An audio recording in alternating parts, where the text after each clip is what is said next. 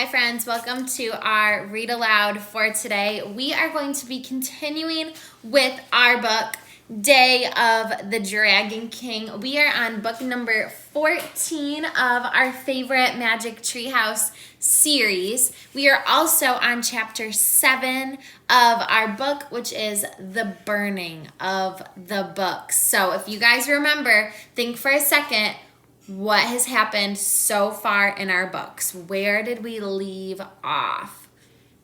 Take a second and think. Turn to a buddy, turn to maybe a stuffed animal and whisper to them a quick recap of what has happened so far in our book and where our last chapter left off. I'll give you just a second to do that.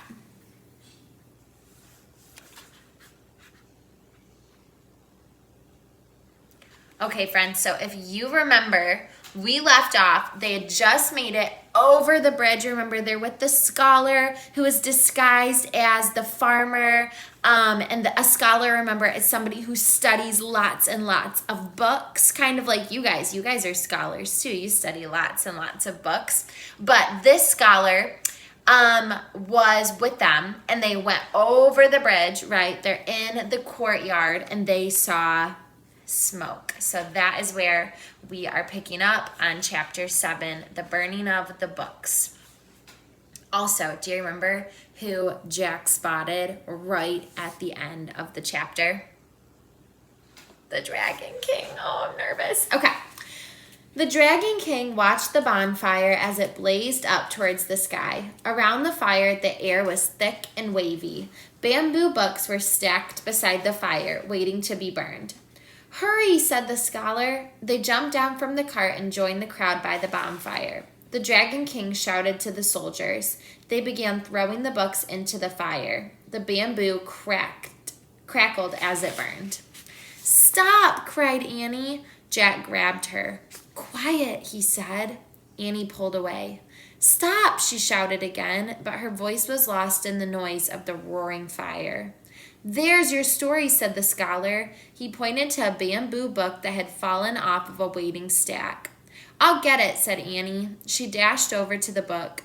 "Annie!" cried Jack, but she had already snatched up the bundle of bamboo strips and was charging back to them. "Got it, quick, put it in your sack," she said. Jack put the bundle of bamboo strips in his sack. Then he looked around fearfully. He gasped. The Dragon King was glaring at them. Then he headed their way. "Seize them!" the Dragon King shouted. "Run through the burial grounds," the scholar said to Jack and Annie. "The soldiers will be afraid to follow. They fear the spirits of the ancestors." "Thanks," said Jack. "Thanks for everything." "Good luck," cried Annie. Then she and Jack took off, soldiers shouting after them. An arrow whizzed by. But Jack and Annie kept running. They ran down the path to the burial grounds. They jumped over the low brick wall and ran between the huge mounds of earth. Suddenly, arrows filled the air around them. The archers were shooting from the tower.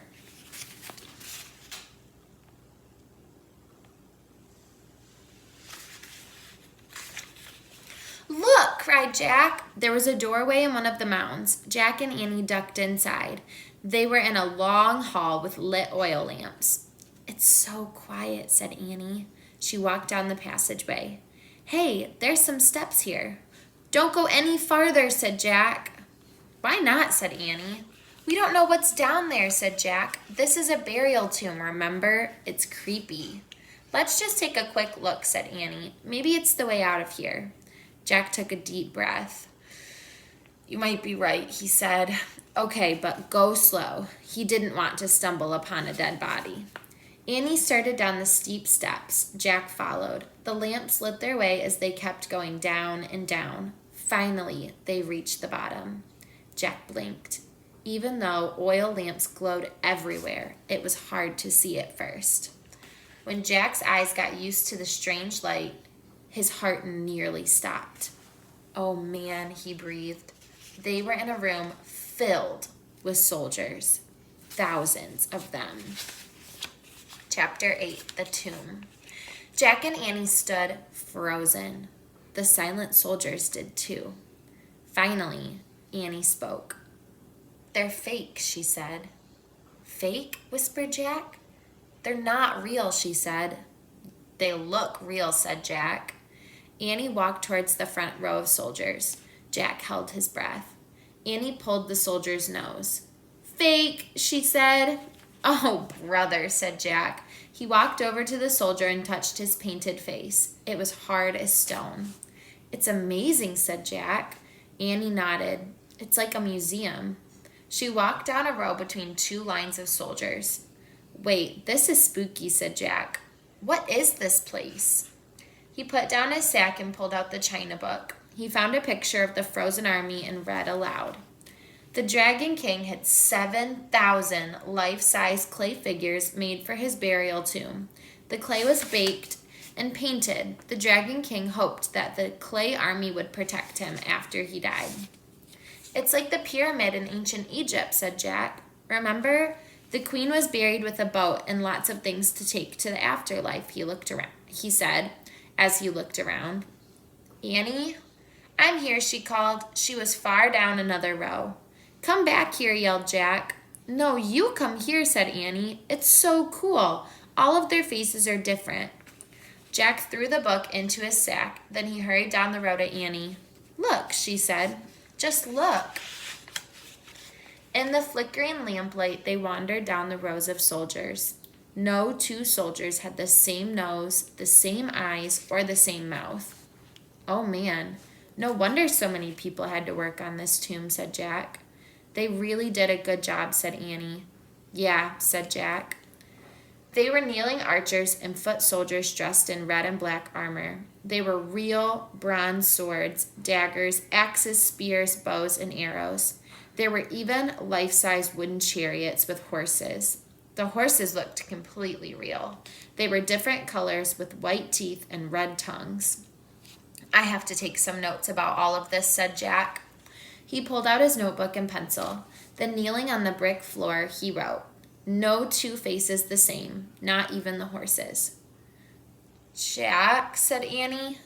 You know what? What? I think we're lost, she said. Lost? Jack stood up. We're not lost. Yeah, then which way is out, said Annie. Jack looked around. All he could see were rows of soldiers in front of them. To the right, to the left, behind them. Nothing but clay soldiers. Which way did we come, said Annie. I don't know, said Jack. All the rows looked the same. They stretched out endlessly. Jack tried not to panic. I'd better look this up, he said. Forget it, said Annie. Morgan said the research book would guide us, but in our darkest hour, only the ancient legend would save us. Is this our darkest hour? Asked Jack. Annie nodded. Yeah, it's pretty dark. It doesn't seem to be getting darker in here, thought Jack. The air was getting thicker, too.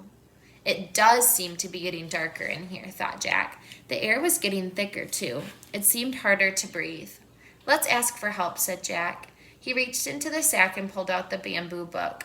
He held it up and said, Save us! As Jack waited, the tomb seemed unbearably quiet. Jack held the book up again. Please help us find our way out, he said. He and Annie kept waiting, but nothing happened. The air was growing even thicker. The light was getting dimmer. The countless rows of soldiers seemed creepier. Help did not come. Jack felt faint. I guess we'll just have to... Look, Annie said. What? The ball of thread. It rolled out of your sack, she said. So what, said Jack. He looked at his cloth sack lying on the floor. The ball of yellow silk thread had rolled out, and it was still rolling, leaving a trail of yellow thread. Okay. Chapter 9 is called The Silk Path, and we will pause here. We have just a couple more chapters, 9 and 10, to finish up tomorrow, and then we will be all done with Day of the Dragon King. I hope that you guys enjoyed our read aloud for today. See you tomorrow, friends.